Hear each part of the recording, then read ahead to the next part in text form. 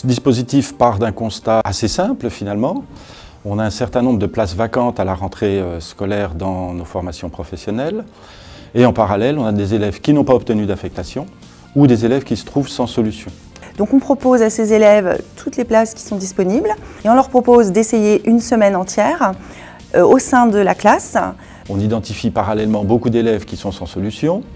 Donc l'idée, tout simplement, c'est de leur permettre de découvrir une ou deux sections professionnelles en allant faire un mini-stage dans les lycées professionnels qui offrent des places vacantes. Le dispositif ALESA, je pense que c'est vraiment surtout l'opportunité pour les élèves d'être mis en situation et donc de prendre conscience des contenus, des enjeux de tel ou tel type de parcours. C'est plus un sprint qu'il faut faire pour repérer, analyser, proposer et ensuite être dans l'accompagnement de ces jeunes. Grosso modo, d'une année sur l'autre, c'est à peu près une vingtaine, une trentaine d'élèves qui retrouvent une place en lycée professionnel. Le jeune intègre directement à la fin la scolarité et reprend complètement le rythme normal comme les autres élèves. Je me déplace dans l'établissement pour voir si tout va bien, si l'élève a pris ses marques, surtout le premier jour. Ce qu'on cherche avant tout, c'est à tester la motivation de l'élève. C'est le plus important, le test. C'était pour voir si je travaillais bien, si je me mettais bien à fond, si je m'entendais bien avec les autres, que je ne faisais pas d'histoire. Cette semaine d'intégration permet aux jeunes vraiment de voir le métier en lui-même et toutes les activités qui sont liées à ce métier-là. ALESA a une durée de vie normalement de 3 semaines et on a lancé maintenant depuis 1 an le système d'ALESA au fil de l'eau.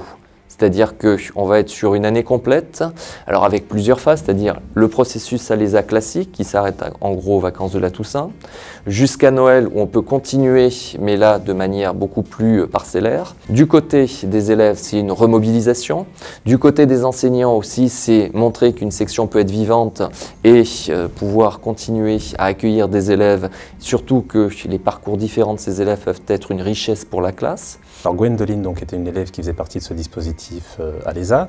Donc on m'a contacté à partir de la 3e semaine de septembre, par l'intermédiaire de notre coordonnatrice, Carole Guillaume, disant qu'elle avait une élève qui hésitait entre demander un CAP CIP, donc conducteur d'installation de production, ou un CAP ATMFC, donc assistant technique en milieu familial et collectivité. Cette jeune avait un profil, elle sortait d'une classe de 3e SECPA. Elle ne savait plus où aller, donc elle se retrouve en septembre avec aucune orientation.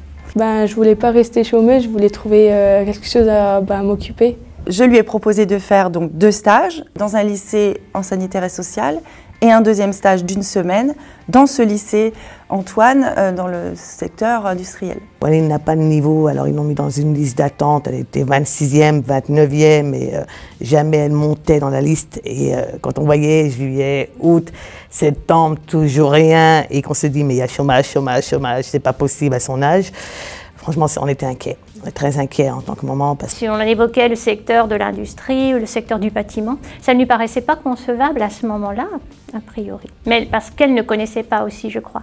Elle a fait une semaine, je ne pensais pas que ce changement de secteur entre personnes âgées, s'occuper, je ne sais pas comment elle appelle ça ici, mais c'est dans les machines, dans les usines. Et ça lui a plu tout de suite, quoi. Elle a voulu rester et là, franchement, le directeur, sympa parce qu'il lui a donné sa chance. L'intégration de Gwendoline, tout d'abord, on a été avertis par notre chef d'établissement qui nous a demandé d'accueillir Gwendoline sur une semaine dans nos cours. Le texte a eu lieu pendant le mois de septembre. Je me suis installée, on a commencé à aller dans des machines.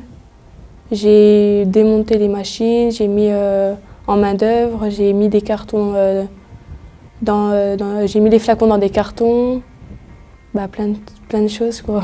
Gwendoline, je me suis dit, je vais quand même lui demander chaque jour comment ça s'est passé. Donc, en fin de semaine, j'ai pu faire un bilan avec elle à l'issue de cette intégration-là. Et donc là, je la voyais complètement épanouie. Chaque jour faisant, elle s'ouvrait, elle reprenait confiance en elle. Son sourire était de plus en plus radieux. Je me suis dit, bon tiens, il y a quelque chose qui est en train de se passer. Il s'avère qu'elle a adoré.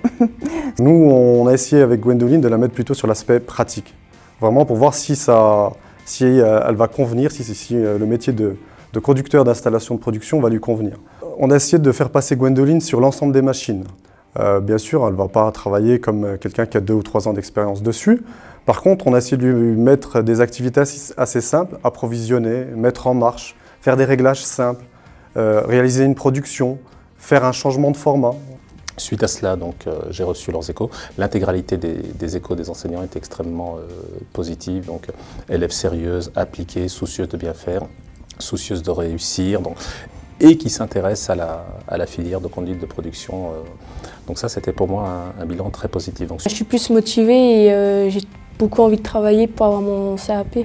Et au terme de cette semaine, emballée par la formation, par son comportement, l'équipe pédagogique a décidé de la garder. Elle a pris de l'assurance. Elle a changé beaucoup parce qu'elle a pris de l'assurance. Avant, elle était timide, renfermée. Elle ne se mélangeait pas avec les autres élèves ou même avec les profs. Elle ne parlait pas. Même si elle avait des problèmes, elle ne demandait pas. Que là, maintenant, elle demande. Elle va, elle s'est fait des amis. Même si elle a quoi que ce soit, maintenant elle peut aller vers le directeur, lui parler, il l'écoute. Je veux dire, c'est génial tout ça, franchement. Voilà. Sa motivation, tout ce qu'elle met en œuvre, les efforts qu'elle fournit, eh bien, ça nous satisfait aujourd'hui. On a passé son conseil de classe et elle passe en 2e année et on l'encourage. On l'a encouragé, le conseil de classe l'a encouragé. Je pense que ces enfants, ils gagnent vraiment en maturité quand ils ont été confrontés justement à cette difficulté pour eux d'avancer à chaque étape. Gwendoline, ça remonte donc assez loin pour elle, hein. Elle a dépassé à chaque fois ces difficultés. Donc il y a un gain de maturité très important et la prise de conscience de l'enjeu. Parce qu'ils donnent vraiment du sens à l'école à ce moment-là, ce que l'école peut leur apporter. Quand je l'ai accueillie la première fois fin septembre, quand j'ai vu dans l'état dans lequel elle était, et quand on la voit maintenant, et la maman également, hein, qui n'avait pas forcément confiance, qui avait des doutes par rapport à sa fille, quand je vois le résultat maintenant, je me dis, voilà, c'est gagné, c'est jackpot, et jackpot pour elle, pas pour nous.